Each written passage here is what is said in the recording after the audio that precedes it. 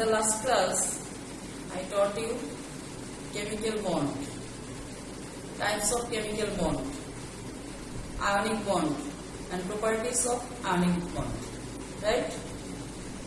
And I gave you also a homework. What was the homework? I told you to show the formation of magnesium oxide. Have you completed your homework?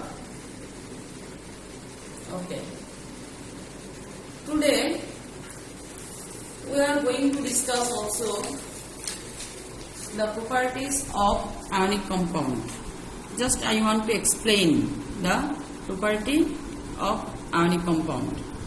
At the last class, I told you that ionic compounds are soluble in polar solvent. Polar solvent, it may be water, it may be ammonia, it may be another compound.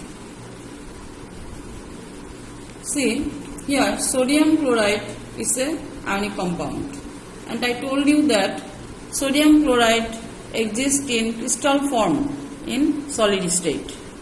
Whenever sodium chloride is mixing up with water. What is water? At the last class I discussed about polar compound. Polar compound is such type of compound where there is two opposite end. See, in case of water, there is two pole. One is positive pole, another one is negative pole. How is the pole created? Whenever hydrogen is reacting with any electronegative element, that time one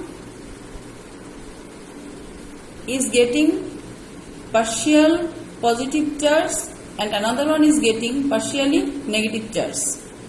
These are known as two poles. So in case of water, there are two poles. One is positive pole, another one is negative pole. After that, cation. What is cation? The positively charged ion is known as cation. So cation of ionic compound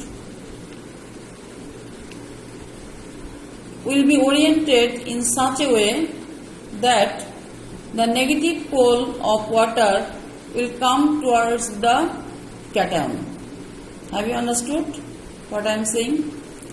The negative pole of water will be oriented towards the cation. See, in case of cation, water has been oriented in such a way that the negative pole of water has come towards the cation and the positive pole of water will come towards the anion.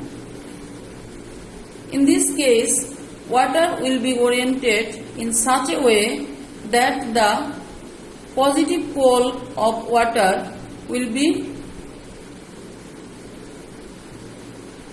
surrounded. The positive pole of water will come towards the anion, or anion will be surrounded by the positive pole of water. See, here water molecule has been oriented in such a way that the positive pole has come towards the anion and negative pole is going far away.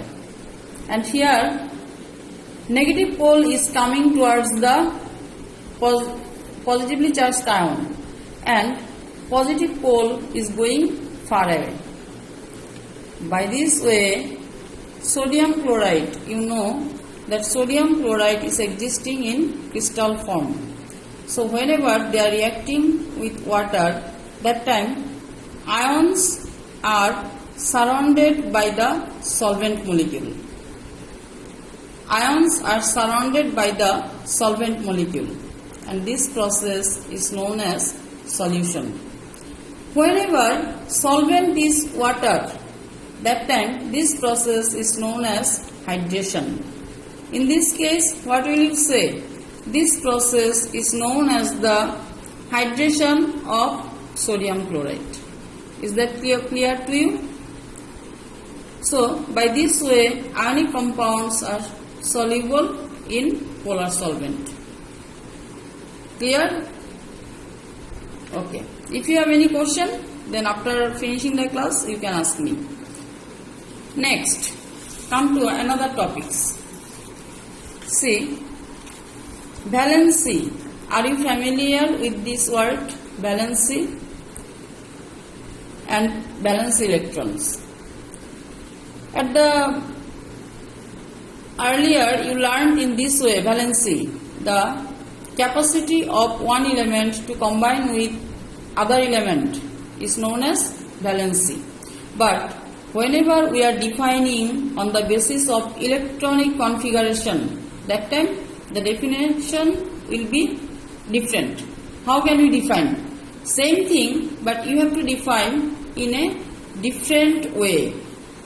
Suppose in case of nitrogen, how many electrons are there? There are 7 electrons. The electron configuration is like this. See, what is the outermost shell of nitrogen? The outermost shell of nitrogen is second shell. At the second shell, how many electrons are there? 2s and 2p. Total 2 plus 3, 5 electrons are there. So, 5 electrons are arranged at the outermost shell of nitrogen in this way. 2 electrons are existing as paired form and 3 electrons are existing as unpaired form. These 3 unpaired electrons participate in chemical bonding. This time, how many total electrons are there? Total electrons are 5.